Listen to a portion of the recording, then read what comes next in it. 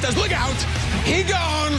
And he has a entourage down the side. Look at Eddie Jackson. He's almost beaten him to the end zone. Arcavius Mingo is there. Mingo almost tackled him. He almost did. Mingo's fast. None of the Vikings. And look at Nagy. It felt like oxygen into the franchise, into the stadium. They lose Akeem Hicks late in this game to a hamstring, and it made all the difference in the world because they were doing a number on Dalvin Cook, and then he runs right up the middle.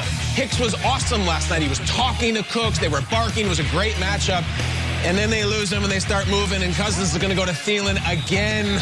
That's another touchdown. We have so many shots of Buster Skrine getting beat on plays. He's always there. He just doesn't make the play. 19-13 now late. Less than a minute. Nick Foles, do you have a statue? Do you have a miracle in you? No. Even worse, he gets dragged down on this play by Afadi Adenabo, and watch what happens. He stays down. It doesn't look terribly violent, but it doesn't have to be depending on what part of your body lands. You see Foles wears the flak jacket. We're going to have updates on this all day and all week, but he leaves. There's Trubisky, who hurt his shoulder on a Wildcat play weeks ago. Foles is carted off, and in some ways, maybe so are the Bears. They go into the bye having lost another. The offense was not there, but you know what? Skol Vikes. Vikes win again to get to 4-5 on the road. Kirk Cousins' first ever Monday Night Football win goes to 1-9, but he gets the win. 19-13 Vikings. All right, let's bring in Mike Garafolo, our NFL Network insider of the morning. Mike, welcome to the show. Thanks for being here. We saw Nick Foles go down on that final drive. Great highlight by Kyle there. What is the latest on Foles? Okay, Matt Nagy did not have much information for reporters after the game, saying Foles was dealing with either a hip or a leg injury because he was being evaluated at that time, undergoing x-rays and the like. Now, I was told overnight that Foles is actually okay, despite how that looked. Initial tests are extremely positive. There was no sign of a break, according to sources, in the hip. That is the area that they are focused on with Nick Foles. You can see from the replay that is where he lands. So the maybe immediate fear was that there was a fracture in the hip, but tests taken at the stadium did not reveal a fracture. So that is really good news for Nick Foles, at least initially. He's going to have to continue to undergo tests. But as the Bears left the stadium last night, and again, heading into a bye, they thought to themselves, well, maybe we're going to have Nick Foles available for us after the bye. Now, the thought is also that they might have Mitchell Trubisky available to them after the bye as well, as he's working his way back from a shoulder injury that he suffered a couple of weeks ago. They've been reluctant to even entertain the thought of putting Trubisky back in. We'll see where this goes for the Bears, but the initial hope is that Foles and Trubisky will be available to them after their bye week. Bears started the season 5-1. They've lost now 4 straight. Thank you so much, Garafolo. Kirk Cousins getting his first career win on Monday Night Football. He's now 1-9 under those bright lights, guys. Nate, what'd you make of that game? I loved it. Shout out to the Vikings. After playing so inconsistent throughout the first part of the season, a couple of heartbreaking losses, some games that I know they felt like they should have won. A few weeks ago, I said that the Vikings are playing as good as anybody. Too bad the season started a couple of months ago. Kirk Cousins didn't play perfect, but he played the game he needed to play. I love some of the graphics that they showed during the game. They showed Adam Thielen and Dalvin Cook and Kirk Cousins hiding behind a bush while a grizzly bear kind of walked in front of them, and they were scared. And I thought that was cute, but it's fitting, though, because they didn't have big games. But in this one, they did. Kirk Cousins made the plays he needed to play. More importantly, down the stretch. I remember one play specifically towards the end of the game. They're trying to close it out, run the clock down. He delivers a ball to Kyle Rudolph. Kyle hits up the sideline, and then he just starts flexing and screaming. Stays in bounds. Yep, stays in bounds, and he's high-fiving his buddies. And, and the camera was on him. For about a minute, it felt like. And I know what that's like. People may think, who cares that Kirk Cousins doesn't win on prime time?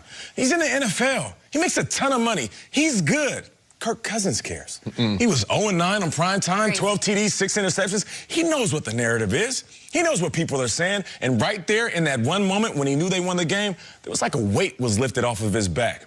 I don't know, man. It seems like right now, if the Vikings are mathematically in it, after starting this win streak, beating the Green Bay Packers, I'm not going to count them out. Yeah, and they almost beat the Packers earlier in the season. First game. They've given a lot of teams a game. So, yes, it started a little late, 1-5, but it's not too late. And more importantly, it wasn't just Dalvin Cook yesterday. Like, there was a balance to this offense. You saw Adam Thielen. And yesterday, as we're talking about Stephon Diggs being the top receiver in the league, receiving yards, Justin Jefferson's really good. Oh, yeah. You talk about rookie wide receivers making an impact. This class of Judy and Lamb and Ruggs, Justin Jefferson's right up there, if not the best in all of them. 8 for 135 yesterday.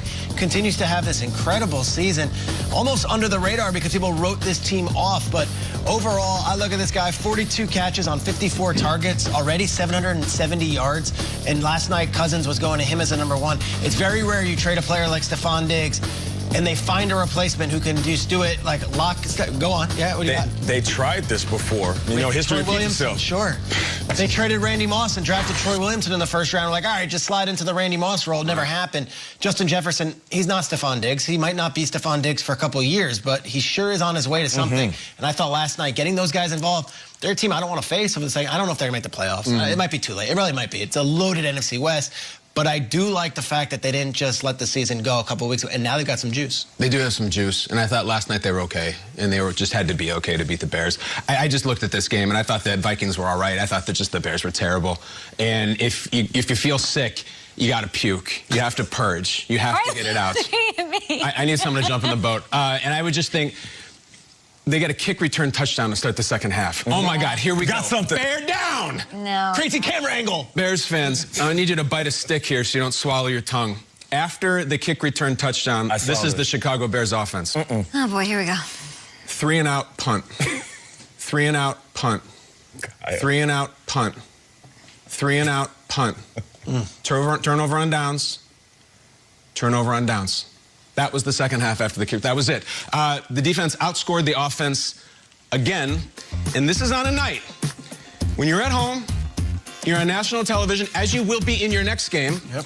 You had a new coach calling plays. Your Pro Bowl center was back in the lineup. You got a special teams touchdown. You were playing against one of the 2 or 3 worst passing defenses on the planet. Your own defense created multiple turnovers. Your kicker didn't miss. Your punter was good. And you were playing against the running back. Your defense was heroically shackling and a quarterback who was 0 for his lifetime on Monday Night Football. And in the fourth quarter, when the whole season, the whole world, the whole franchise was on the line, 1.4 yards per play for the Chicago Bears. It is a shame. And I think next weekend, their offense could be just as productive, and they're on a bye. Okay. Oh, you're right. What did the surface do to you? You're right.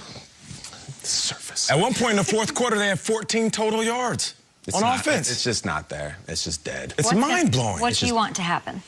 They go on a bye week, and, you know, Nagy afterwards, when we get healthy, of course, they've tried everything. And you know what? Giving them play calling duties to Bill Lazor, it did make a difference. It made it worse. No. It made it worse. It was legitimately worse. So now you Control-Alt-Delete for about the 5th time, and I don't know. Maybe you go to Trubisky. Because just screw it. To try to mix it up. If Foles is even healthy. You know what the worst part is? What? After the bye week, they got the Packers. Like, they got Green Bay and It also stings. It's very frustrating. I'm trying to be positive. What do you got? You got anything? Their 2 worst games were on national television on Monday Night Football. And the next one is on national television. That Rams game and this game. So it's like all your warts and bruises, it's not being hidden on a 4 o'clock window, 5th game. Like, everyone sees it. You can't hide. Yeah, I think it's the Vikings that deserve the real estate here. They do. I mean, I agree. They do, right? They won 3 straight. They're 2 games, Kyle, back of Seattle, right? They're 2 games back for the final playoff spot in the NFC. If we're talking about who they have coming up, they've got the Cowboys, they've got the Panthers, they've got the Jaguars. So to Nate's point,